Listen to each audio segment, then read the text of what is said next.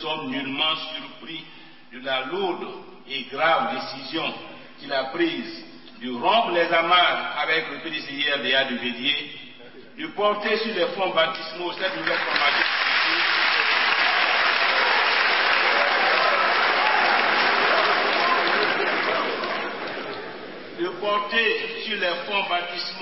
nouvelle formation politique afin de sauver l'idéal oufotiste et l'héritage politique du Fouet-Boigny.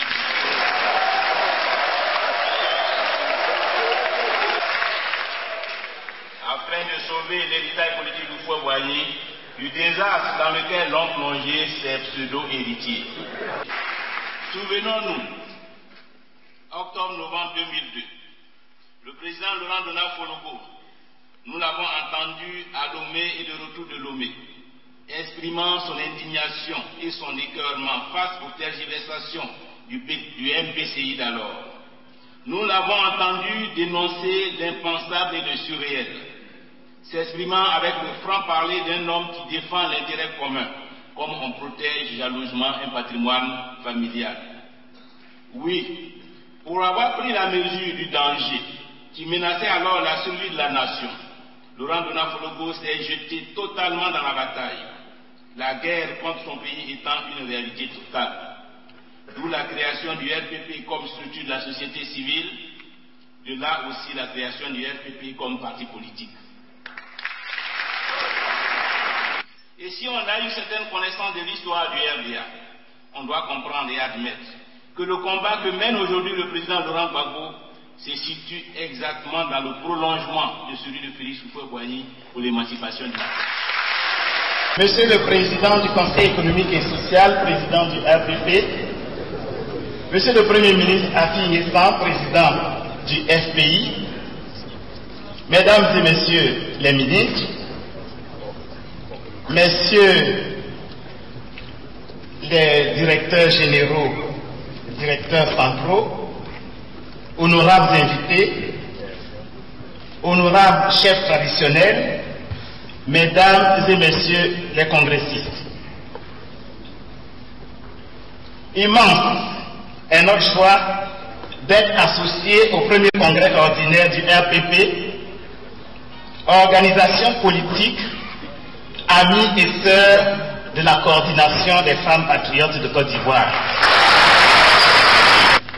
Votre congrès se tient au moment où notre pays, la Côte d'Ivoire, négocie un virage important dans le processus de sortie de crise par l'organisation d'élections générales.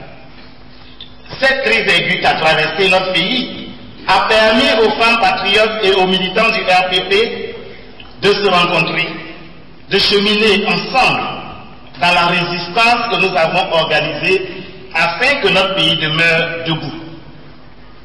Aujourd'hui, l'accord politique de Ouagadougou, imaginé, conçu et mis en œuvre par son Excellence le président Laurent Gbagbo en 2007, après tant d'autres tentatives infructueuses, a permis à la Côte d'Ivoire de se retrouver dans une relative accalmie pour organiser des élections. C'est en prélude à tout cela que le RPP, votre parti, marque un temps d'arrêt pour mobiliser ses militants au cours de ce congrès d'enseignement et d'orientation. Nous soutenons également la même candidature, celle de Laurent Gbagbo. Nous avons raison de porter notre choix sur Laurent Gbagbo, car nous croyons sincèrement que c'est lui l'homme de la situation. Mesdames et Messieurs les congressistes, honorables invités, permettez-moi, à ce moment de mes propos, de m'acquitter d'un devoir, je dirais d'un agréable devoir, celui de rendre hommage au président du RPP, M. Laurent Donald-Fologo, notre grand frère,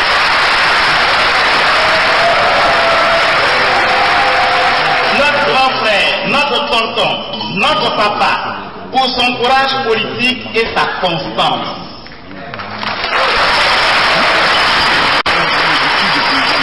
Merci, Président, pour les valeurs que vous incarnez. et que vous essayez de nous transmettre au fil du temps. Racontez vos logos, passez en revue ces combats et dressez les caractéristiques de ces convictions et vous dire ses ambitions pour le pays. On passerait des heures et des heures ici.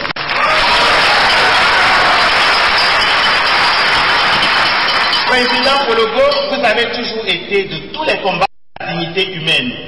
Et les femmes patriotes sont venues vous encourager, car la lutte continue et elle sera encore plus âpre.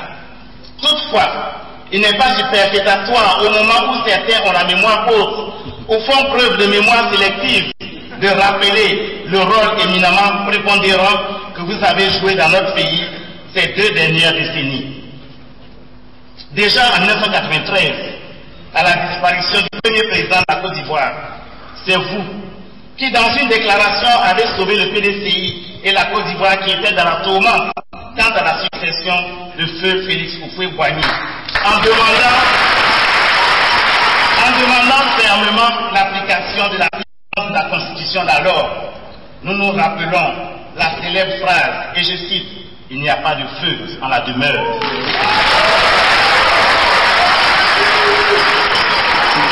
C'est encore vous, Monsieur le Président, qui en 1999 avez subi les humiliations de la part des jeunes gens de feu de général Guéhi. Vous avez été dépouillé de tous vos biens et conduit au camp d'Akouédo avec tout ce qui s'ensuit. Sorti du camp d'Akouédo, c'est encore vous, Monsieur le Président, qui avez dirigé de main de maître le PDCI en tant que secrétaire général et président par intérim, en imposant le maintien des instances du parti, alors que d'autres souhaitaient leur remise en cause.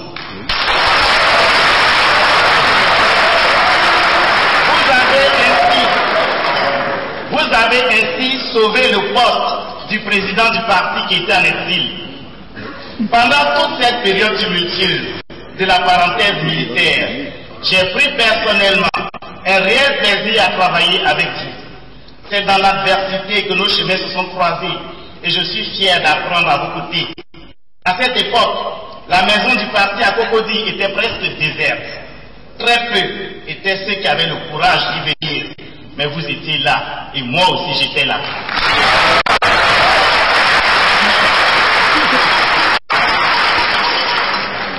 Plus près de nous, en septembre 2002, c'est encore et toujours vous qui avez lancé l'appel mémorable au sursaut national, avant que tous les mouvements patriotiques ne prennent forme.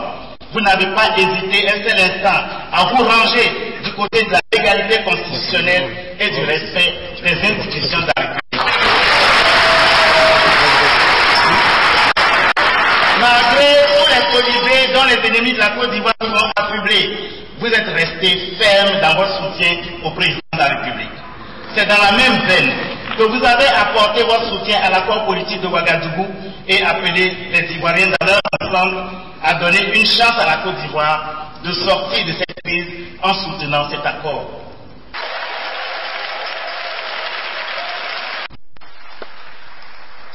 Monsieur le Président, chers congressistes, nous ne pouvons que nous incliner devant cette immense mobilisation.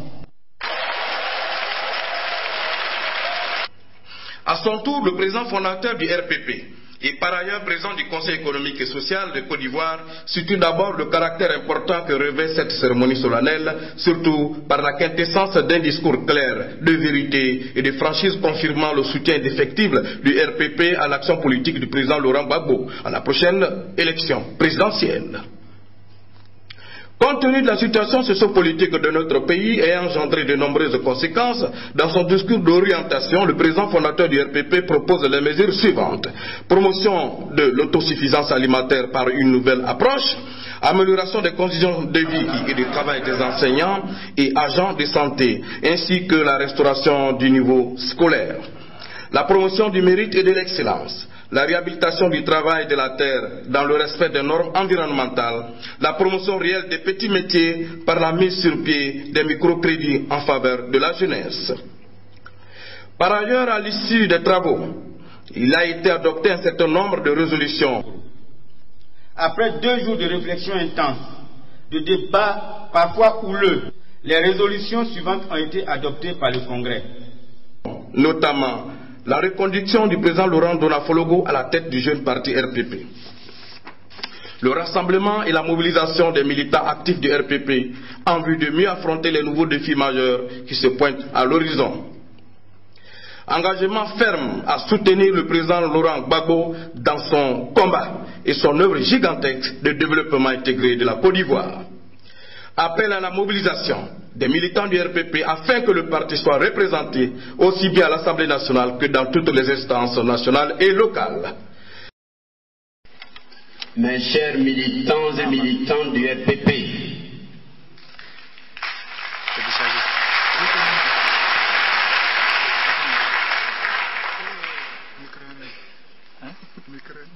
je suis fier de vous voir si nombreux ce matin, accourus de toutes les régions de Côte d'Ivoire. Je suis surtout fier de constater que la crème des militants de notre parti, le RPP, c'est la jeunesse. C'est l'avenir qui m'intéresse. Et l'avenir, c'est vous. Chers amis, ce n'est jamais sans émotion que les Ivoiriens de ma génération prennent la parole ici à Yamoussoukro. Ville symbole, on l'a dit et redit. Je le fais au nom de notre jeune formation politique qui tient, comme on l'a dit, ses premières assises. C'est au nom de ces femmes et de ces hommes déjà répartis sur toute l'étendue du territoire, comme vient de le souligner éloquemment notre jeune et dynamique secrétaire général.